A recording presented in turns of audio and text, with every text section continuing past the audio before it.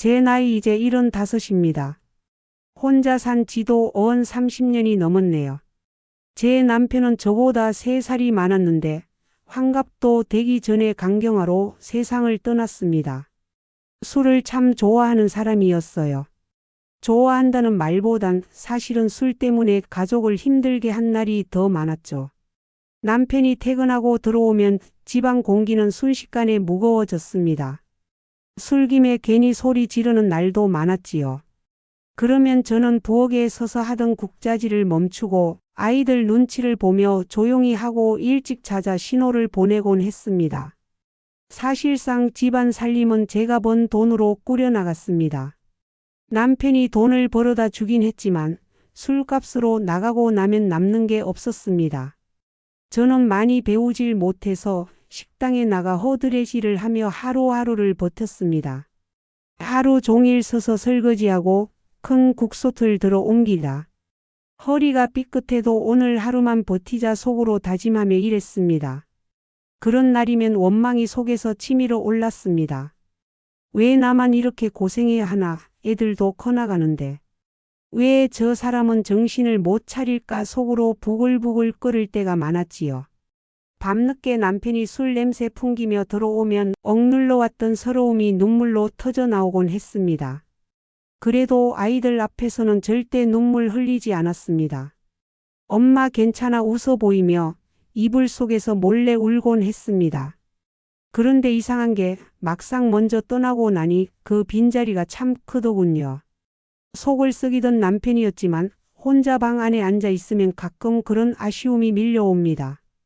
그냥 옆에 앉아만 있어도 좋았을 텐데. 그래도 밥상 맞은편에 누군가 있었으면 덜 쓸쓸했을 텐데. 그렇게 남편을 보내고 나니 남은 건 저와 아이 둘뿐이었습니다. 정말 남편 몫까지 제가 감당해야 했습니다. 속으론 두렵고 막막했지만 겉으로는 아이들 앞에서 절대 흔들리지 말아야 했습니다. 사춘기에 접어든 아이들이었지만 엄마 생각해서인지 속을 크게 썩이지 않고 착하게 자라주었습니다. 그때부터 더 악착같이 일했습니다. 새벽 5시면 시장에 나가 채소 손질을 했고 낮엔 식당에서 서빙하며 저녁에는 포장마차에서 설거지 아르바이트까지 했습니다. 손이 퉁퉁 붓고 허리가 굽어도 아이들만큼은 다른 집처럼 잘 키워야지라는 생각 하나로 버텼습니다. 집에 돌아오면 손발이 퉁퉁 부어 있었지만 아이들 얼굴만 보면 힘이 났습니다. 어느 날은 딸아이가 학교 갔다 오는 길에 붕어빵을 사와서는 제 손에 쥐어주며 말했습니다. 엄마 힘들지? 엄마 이거 좋아하잖아. 순간 눈물이 핑 돌았지만 아이 앞에서는 꼭 참으며 크게 웃어 보였습니다. 그 작은 손길이 저를 다시 서게 하는 힘이었지요. 다행히 두 아이는 엄마 고생하는 걸 보고 착하게 자라주었습니다.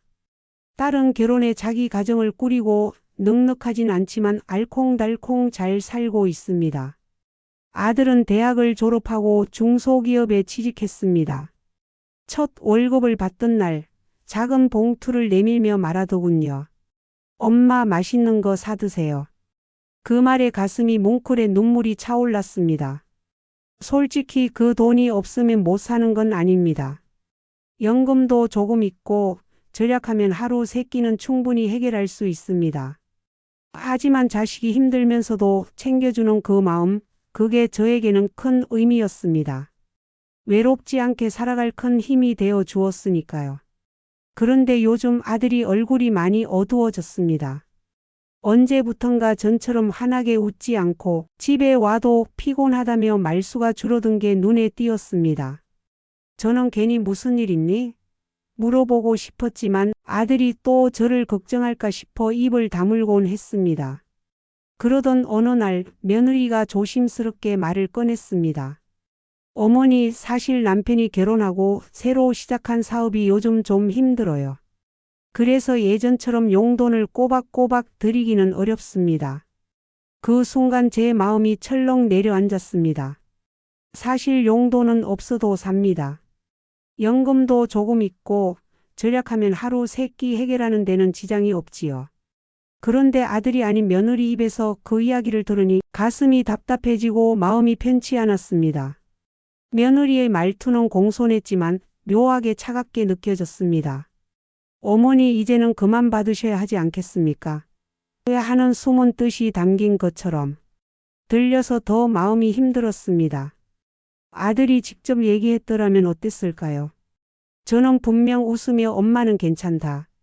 내 사업이 잘 되는 게 더 중요하다 하고 허심탄회하게 이야기했을 겁니다. 하지만 며느리와는 아직 그런 솔직한 대화가 쉽지 않았습니다. 괜히 제가 말실수를 해도 고부간 갈등으로 비칠까봐 더 조심스럽게 굴게 됩니다.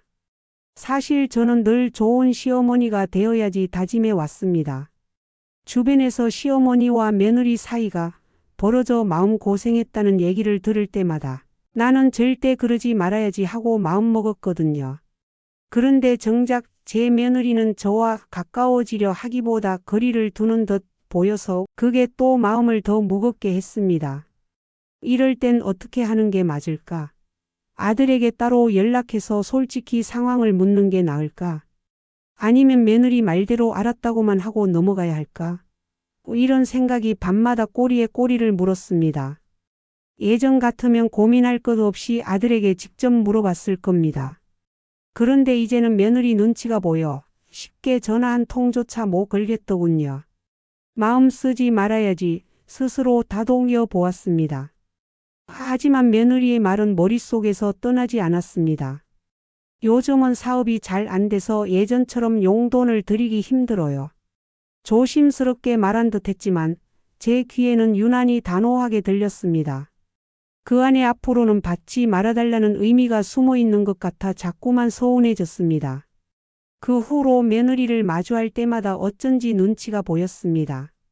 예전 같으면 아들 내외가 주말에 오면 손주들 안아주고 국 끓이고 반찬 내오느라 분주했는데 요즘은 문 앞에서부터 발걸음이 무거워집니다. 며느리의 표정은 여전히 예의 바르고 공손했지만 웃음 속에 온기가 줄어든 듯 느껴졌습니다. 저 혼자만의 착각일까 싶으면서도 왠지 모르게 예전 같지 않았습니다. 마침 명절을 앞두고 딸이 전화를 걸어왔습니다. 엄마, 오빠네 사정 내가 조금 들었어. 엄마 걱정돼서 하는 말인데 당분간은 내가 조금 더 보탤게. 오빠 힘든데 엄마 마음 괜히 쓰지 마. 딸의 목소리에서 진심이 느껴졌습니다. 저를 챙기고 싶은 마음이 전해져 눈물이 핑 돌았습니다. 하지만 마음 한켠은 더 무거워졌습니다. 딸도 자기 가정이 있고 살림이 넉넉하지 않은데 굳이 나까지 감당하려 드는 건 아닐까 걱정스러웠습니다. 아들은 힘들어도 책임감 때문에 저를 챙기려 하고 딸은 자기 살림 줄여서라도 도와주려 하고 결국 저는 자식들 모두에게 짐이 되는 게 아닌가 싶어 한숨이 절로 나왔습니다. 밤에 혼자 누워 천장을 바라보며 생각했습니다. 나는 그저 아이들이 제 앞가림 잘하고 행복하게 사는 걸 보는 게 소원인데 왜 이렇게까지 상황이 꼬여서 서로 눈치를 보게 되었을까? 내가 괜히 용돈 받겠다고 버틴 게 잘못이었을까? 아니면 처음부터 단호히 거절했어야 했을까? 답은 나오지 않았습니다. 다만 마음 한구석이 자꾸만 쓸쓸해졌습니다. 며느리와의 사이는 시간이 갈수록 점점 더 조심스러워졌습니다. 예전에는 웃으며 편하게 대화를 나누던 순간들도 있었는데 요즘은 사소한 행동 하나에도 괜히 신경이 곤두서곤합니다. 어느 날 아들 집에 들렀을 때였습니다. 손주들이 해맑게 웃으며 할머니 용돈 하고 장난삼아 손을 내밀었습니다. 저는 아이들 장난이 귀여워서 그래. 우리 손주들 커서 뭐 사 먹고 싶은 거 있니? 하고 웃어주려 했지요. 그런데 그 순간 며느리의 표정이 달라졌습니다. 잠시 입꼬리를 올리던 웃음이 스르르 사라지고 얼굴이 굳어지는 게 느껴졌습니다. 제 얼굴이 순간 화끈 달아올랐습니다. 어린애들 장난일 뿐인데 괜히 며느리 눈에는 제가 손주들까지 버릇 나쁘게 만드는 것처럼 비쳤을까 싶어서요. 그 작은 장면 하나가 머릿속에서 계속 맴돌며 마음을 무겁게 했습니다. 그날 저녁 집에 돌아와 혼자 앉아 있으니 서글픔이 몰려왔습니다. 내가 괜히 아들 부부 사이에 불똥이 튀게 만드는 건 아닐까? 며느리가 점점 더 차갑게 변하는 건 혹시 내 탓은 아닐까? 이런저런 생각이 꼬리에 꼬리를 물었습니다. 나는 그냥 손주들이 반가워서 웃어준 것뿐인데 하면서도 혹시 내 행동이 며느리 마음을 불편하게 만들었을까 자꾸만 의심이 생겼습니다. 며칠 뒤 아들이 전화를 걸어왔습니다. 엄마 요즘 많이 힘드시죠? 미영이가 괜히 말씀드려서 엄마 마음 불편하게 한 건 아닌지 모르겠네요. 그래도 엄마한테 드리는 돈 그 정도는 내가 감당할 수 있어요. 너무 마음 쓰지 마세요. 아들의 목소리에서 진심이 전해졌습니다. 하지만 저는 오히려 더 불편했습니다. 괜찮다며 다독이려는 말투 뒤로 며느리와 어떤 대화를 나눴을까? 짐작이 되니 마음 한쪽이 더 무거워졌습니다. 혹시 아들이 저를 감싸다가 며느리와 다툼이라도 벌이는 건 아닐까 걱정이 앞섰습니다. 며느리와 단둘이 있을 기회가 생겼을 때 저는 용기를 내어 조심스레 말을 꺼냈습니다. 미영아, 지난번에 한 얘기 말인데 나는 정말 괜찮아. 오히려 내가 나한테 그런 말하기 힘들었을 텐데 고맙기도 하고 미안하기도 해. 하지만 며느리는 잠시 머뭇거리더니 마침내 속마음을 내비쳤습니다. 어머니, 저희도 이제 가정이 있으니까 사실 남편이 엄마 용돈 챙기느라 저희 생활이 빠듯할 때가 있어요. 저는 솔직히 걱정돼요. 그 말을 듣는 순간 가슴이 철렁 내려앉았습니다. 아들이 용돈을 드리려 애쓴다는 건 알았지만 며느리의 입에서 직접 그런 이야기를 들으니 현실이 더 뼈아프게 다가왔습니다. 이미 며느리 마음속에는 부담이 크게 자리 잡고 있다는 걸 느낄 수 있었습니다. 겉으로는 조심스럽게 말했지만 속마음을 감출 순 없었지요. 집으로 돌아오는 길 발걸음이 무겁게 내려앉았습니다. 내가 용돈 받는 게 과연 맞을까? 그냥 안 받는다고 하면 아들은 서운해하지 않을까? 또 며느리와 괜히 사이가 틀어지는 건 아닐까? 수많은 생각이 한꺼번에 몰려왔습니다. 그날 밤 침대에 누워 천장을 바라보며 스스로에게 물었습니다. 나는 단지 고생한 세월 끝에 이제 조금 마음 편히 지내고 싶었을 뿐인데 왜 이렇게까지 마음이 복잡해져야 할까? 돈 때문이 아니라 마음 때문인데 왜 돈 얘기만 나오면 이렇게 서운하고 힘든 걸까? 그러다 불현듯 남편 생각이 났습니다. 남편이 살아만 있었어도 아이들이 이런 짐을 지고 서로 눈치 보며 살진 않았을 텐데 하는 생각이 스쳤습니다. 속 썩이던 남편이었지만 그래도 집안에 아버지가 있었다면 아들과 며느리도 지금처럼 부담을 크게 느끼진 않았을지도 모릅니다. 괜히 먼저 떠난 남편을 원망했습니다. 눈가가 뜨겁게 젖어왔습니다. 살아생전에는 원망이 더 많았는데 막상 떠나고 나니 그 빈자리가 이토록 크게 다가옵니다. 그저 혼자가 아닌 것, 함께 숨 쉬어주는 사람이 곁에 있다는 게 얼마나 중요한지 이제야 새삼 깨닫게 되었습니다. 하지만 지금의 제 현실은 홀로 누운 방 안 텅 빈 천장뿐이었습니다. 명절이 다가와도 예전처럼 설레지가 않았습니다. 그래도 오랜만에 아들 내외와 손주들을 만날 수 있다는 생각에 마음을 다잡고 부엌에 섰습니다. 떡국을 끓이고 고기를 양념해 두고 전을 부치며 부지런히 손을 놀렸습니다. 기름 냄새와 함께 후끈 달아오른 주방에서 그래, 이왕 오는 김에 배불리 먹이고 가야지 하고 마음을 달래보려 했습니다. 하지만 가슴 한쪽은 쉽게 가라앉지 않았습니다. 기름이 튀어 팔에 자국이 남아도 마음의 허전한 만큼은 메울 길이 없었습니다.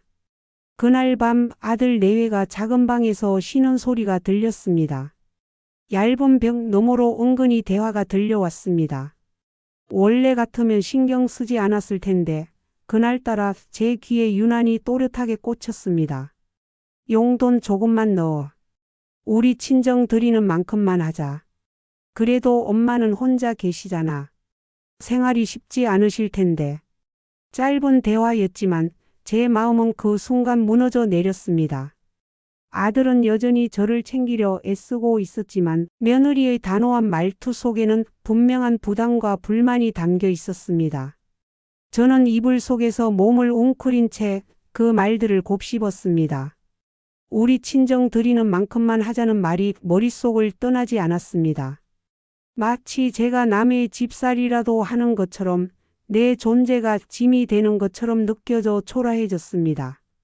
다음 날 아침 상차린 밥상 앞의 공기는 무겁기만 했습니다. 김이 모락모락 나는 떡국과 갓 부친 동태전, 잡채와 나물 반찬들이 상을 가득 채웠지만 예전처럼 시끌벅적한 웃음소리는 들리지 않았습니다. 손주들도 왠지 조심스러운 듯 음식만 건드리다 금세 숟가락을 놓았습니다. 아들과 며느리는 밥을 먹는 둥 마는 둥, 대화도 짧게 끊어졌습니다. 예전 같으면 엄마 이거 너무 맛있다 하고 젓가락을 놓지 않던 아들이 그날은 거의 말을 하지 않았습니다. 결국 점심도 채 끝나기 전에 아들 내외는 서둘러 짐을 챙겨 친정으로 향했습니다. 다음에 또 뵐게요. 며느리의 인사는 여전히 예의 바르지만 그 안에서 따뜻한 정은 느껴지지 않았습니다. 차 문이 닫히고 멀어져가는 뒷모습을 바라보며 빈 집에 남겨진 저는 덩그러니 남아있는 음식들을 바라보다가 눈물이 왈칵 쏟아졌습니다. 고소한 전 냄새와 따뜻하게 데워둔 떡국 냄새가 방 안에 남아 있었지만 그 순간만큼은 모든 것이 텅 빈 듯 허무했습니다. 며칠 뒤 이웃 친구를 만났습니다. 장을 보러 나온 길에 마주쳤는데 괜히 누군가에게 털어놓고 싶어 조심스레 속 얘기를 꺼냈습니다. 사실 이번 명절이 많이 힘들었어. 음식을 잔뜩 준비했는데 작은 방에서 들린 얘기가 자꾸 마음에 맴돌아서. 저는 작은 방에서 들은 대화, 며느리의 차가운 말투, 점점 멀어지는 가족 분위기를 있는 그대로 얘기했습니다. 말하다 보니 목소리가 떨렸습니다. 친구는 제 이야기를 한참 듣더니 고개를 끄덕이며 한숨을 내쉬었습니다. 나도 그래. 며느리랑 괜히 용돈 문제로 마음이 틀어진 적이 있었어. 나는 그냥 괜찮다고 했는데 며느리가 친정도 챙겨야 한다며 신경 쓰더라고. 친구의 이야기를 들으니 순간 위로가 되기도 했습니다. 나만 겪는 일이 아니구나. 다른 집도 다 비슷한 고민이 있구나. 하는 생각에 마음이 조금은 놓였습니다. 하지만 동시에 서글픔도 더 깊어졌습니다. 세월이 아무리 흘러도 시어머니와 며느리 사이에 보이지 않는 벽은 여전히 단단하구나 하는 생각이 들었기 때문입니다. 집으로 돌아오는 길, 장바구니가 유난히 무겁게 느껴졌습니다. 길가에 핀 매화꽃이 활짝 웃고 있는데도 제 마음은 전혀 봄 같지 않았습니다. 중얼거리듯 혼잣말을 했습니다. 내가 뭘 그렇게 잘못했을까? 그냥 자식 잘 되길 바라며 키운 것뿐인데 왜 이렇게 된 걸까? 답 없는 질문만 가슴속에서 메아리 치듯 울려 퍼졌습니다. 걸음은 느려지고 마음은 더 무겁게 내려앉았습니다. 며느리의 차가운 말투와 명절날의 불편한 공기 이후 제 마음은 오래도록 무거웠습니다. 이러다가는 아들 부부와 사이가 점점 더 멀어지는 건 아닐까 하는 두려움이 날마다 커져만 갔습니다. 집안일을 하다 말고도 멍하니 앉아 있으면 머릿속엔 며느리의 굳은 표정만 자꾸 떠올랐습니다. 밥상 앞에 앉아 있어도 텔레비전을 틀어놓아도 제 마음은 늘 무겁게 가라앉아 있었습니다. 그렇다고 정면으로 따지고 싶지는 않았습니다. 나이 들어 남는 건 결국 가족뿐이라는 걸 누구보다 잘 알기에 화를 내기보다 다정하게 다가가야 한다는 마음으로 스스로를 다잡았습니다. 하지만 그 다짐 뒤에는 제 젊은 시절의 기억이 겹쳐 있었습니다. 저는 시집 와서 참 많은 눈물을 흘렸습니다. 엄하셨던 시어머니 밑에서 살면서 작은 일에도 늘 꾸중을 들어야 했습니다. 밥이 조금 질면 애는 언제 살림을 배울래? 하셨고 반찬간이 조금만 새어도 입맛 버리겠다며 나무라셨습니다. 겨울이면 새벽같이 일어나 물 깃고 장작 패는 일도 도맡아야 했고 명절마다 밤새도록 부엌에 서 있었지만 칭찬 한마디 듣기 어려웠습니다. 저는 그 시절 젊음보다 눈물이 더 많았던 것 같습니다. 그때마다 마음속으로 다짐했습니다. 나중에 내가 며느리를 맞이하면 절대로 이렇게는 안 해야지. 꼭 내 딸처럼 아껴주고 사랑해줘야지.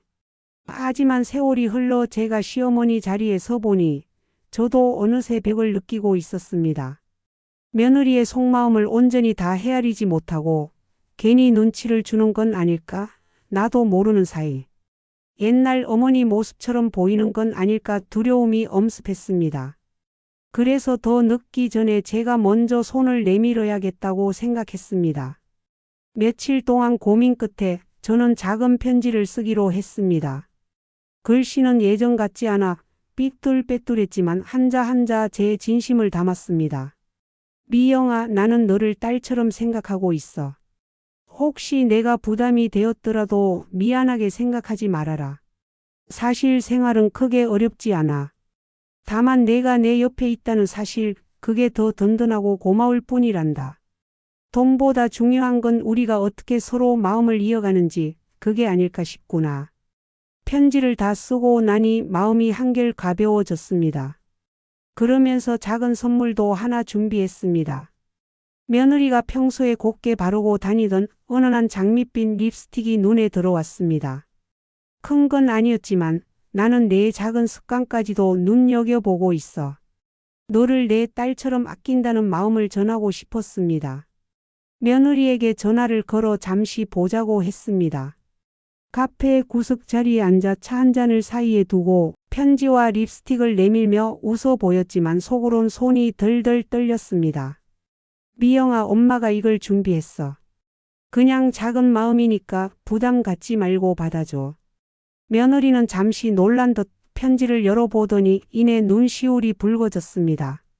그리고 조심스럽게 제 손을 잡으며 말했습니다. 어머니, 죄송해요. 제가 너무 제 입장만 생각했던 것 같아요. 사실 저희 친정엄마도 혼자 계시거든요. 그런데 막상 저는 친정에 가면 엄마가 돈 얘기를 거의 안 하셔서 깊게 생각을 못했어요. 어머니께서 어떤 마음이실지 진작 더 헤아렸어야 했는데 제가 부족했네요. 그 순간 제 가슴이 뭉클해졌습니다. 며느리의 말 속에서 진심이 전해졌고 그 속에서 제 지난 세월도 겹쳐 보였습니다. 젊은 날 혹독한 시집살이를 견디며 다짐했던 제 마음이 떠올랐습니다. 내 며느리는 꼭 딸처럼 대하리라. 그 다짐이 다시금 제 가슴에 불붙어 살아났습니다. 저는 며느리를 꼭 안아주며 말했습니다. 괜찮아, 미영아. 누구나 자기 입장에서 먼저 생각할 수 있지. 나도 너희 사정을 더 이해하려고 노력할게. 우리 서로 마음 다치지 말고 오래오래 가족으로 잘 지내자.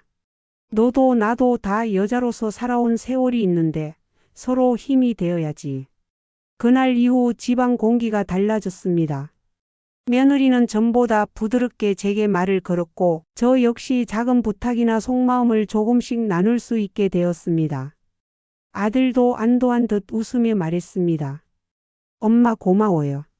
미영이랑 엄마가 이렇게 마음을 터놓으시니 저도 한결 편해졌어요. 손주들이 거실을 뛰어다니며 웃는 모습을 바라보니 제 마음도 따뜻해졌습니다.